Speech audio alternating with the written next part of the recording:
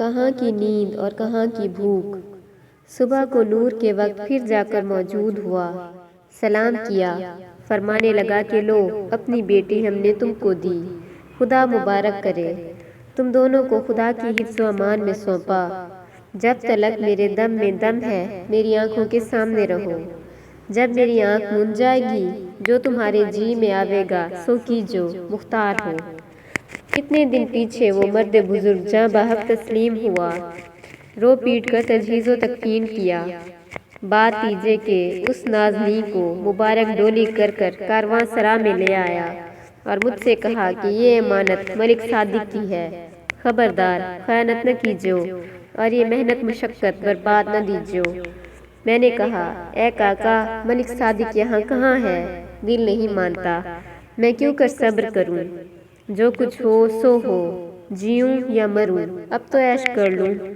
مبارک نے دکھ ہو کر ڈانٹا کہ لڑک پن نہ کرو، ابھی ایک دم میں کچھ کا کچھ ہو جاتا ہے، ملک صادق کو دور جانتے ہو جو اس کا فرمانا نہیں مانتے ہو، اس نے چلتے وقت پہلے ہی اونچ نیچ سب سمجھا دی ہے، اگر اس کے کہنے پر رہو گے اور صحیح سلامت اس کو وہاں تک لے چلو گے تو وہ بھی بادشاہ ہے، شاید تمہاری محنت پر توجہ کر کے تم ہی کو بخش دے تو کیا اچھی بات ہووے۔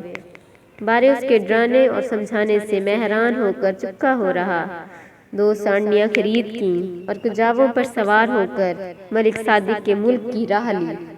چلتے چلتے ایک میدان میں آواز گل شور کی آنے لگی۔ مبارک نے کہا شکر خدا کا، ہماری محنت نیک لگی، یہ لشکر جنوں کا آ پہنچا۔ بارے مبارک نے ان سے مل جل کر پوچھا کہ کہاں کا ارادہ کیا ہے، وہ بولے کہ بادشاہ نے تمہاری استقبال کے واسطے ہمیں تعینات کیا ہے، اب تمہارے فرما بردار ہیں، اگر کہو تو ایک دم میں روبرو لے چلے۔ مبارک نے کہا دیکھو کس کس محنتوں سے خدا نے یہ بادشاہ کی حضور میں ہمیں سرخرو کیا، اب جلدی کیا ضرور ہے، اگر خدا نخواستہ کچھ خلل ہو جاوے تو ہماری محنت اکارت ہو اور جہاں پناہ کی غضبی میں پڑے۔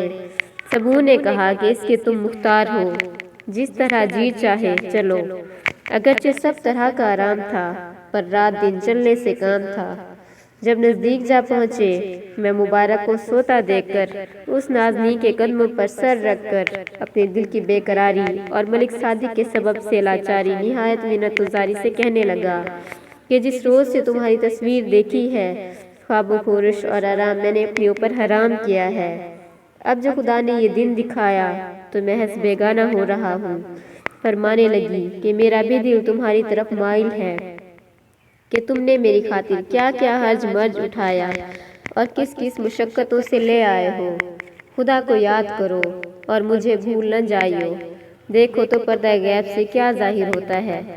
یہ کہہ کر ایسی بے اختیار دھاڑ مار کر روئی کہ ہچکی لگ گئی، ادھر میرا یہ حال ادھر اس کا وہ احوال۔ اس میں مبارک کی نیند ٹوٹ گئی، وہ ہم دونوں مشتاقوں کا رونا دیکھ کر رونے لگا اور بولا خاطر جمع رکھو، ایک روغن میرے پاس ہے، اس گل بدن کے بدن میں مل دوں گا، اس کی بو سے ملک صادق کا جی ہٹ جائے گا، غالب ہے کہ تمہیں بخش دے۔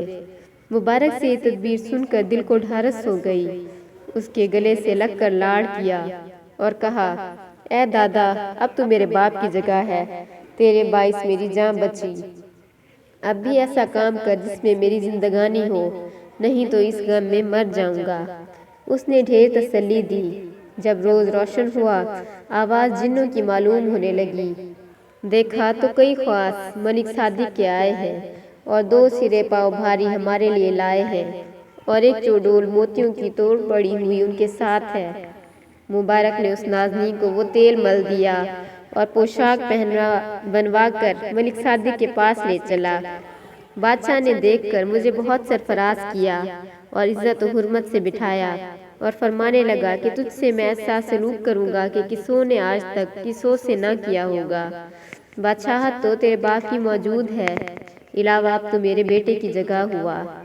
یہ توجہ کی باتیں کر رہا تھا، اتنے میں وہ نازنی بھی روبرو آئی، اس روغن کی بو سے یک با یک دماغ پراگندہ ہوا اور حال بے حال ہو گیا، تاب اس باس کی نہ لا سکا، اٹھ کر باہر چلا گیا اور ہم دونوں کو بلوایا اور مبارک کی طرف متوجہ ہو کر فرمایا کہ کیوں جی خوب شرط بجا لائے۔ میں نے خبردار کر دیا تھا کہ اگر خیانت کرو گے تو خفگی میں پڑو گے۔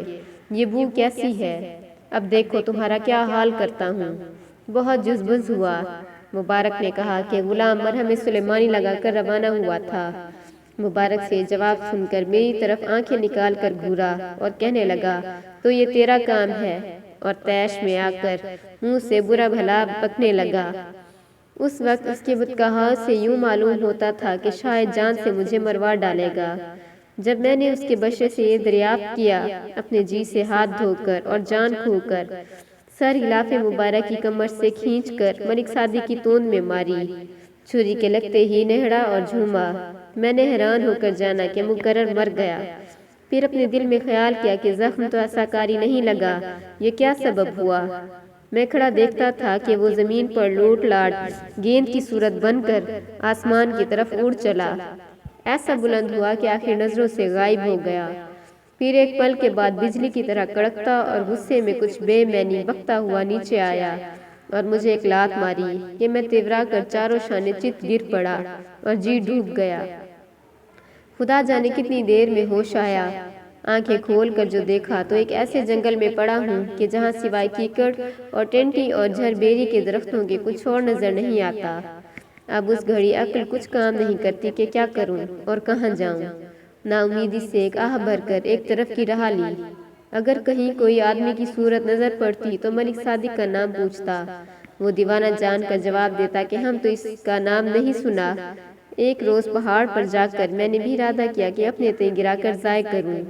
جو مستعد گرنے کا ہوا، وہی سوار صاحب ذوالفقار برقع پوش آ پہنچا اور بولا کہ کیوں تو اپنی جان کھوتا ہے؟ آدمی پر دکھ درد سب ہوتا ہے۔ اب تیرے برے دن گئے اور بھلے دن آئے۔ جلد روم کو جا، 3 شخص ایسے ہی آگے گئے ہیں، ان سے ملاقات کر اور وہاں کے سلطان سے مل۔ تم پانچوں کا مطلب ایک ہی جگہ ملے گا۔ اس فقیر کی سیر کا یہ ماجرا ہے جو عرض کیا۔ بار بشارت سے اپنے مولا مشکل کشا کی مرشدوں کی حضوری میں آ پہنچا ہوں اور بادشاہ ذل اللہ کی بھی ملازمت حاصل ہوئی۔ چاہیے کہ اب سب کی خاطر جمع ہو۔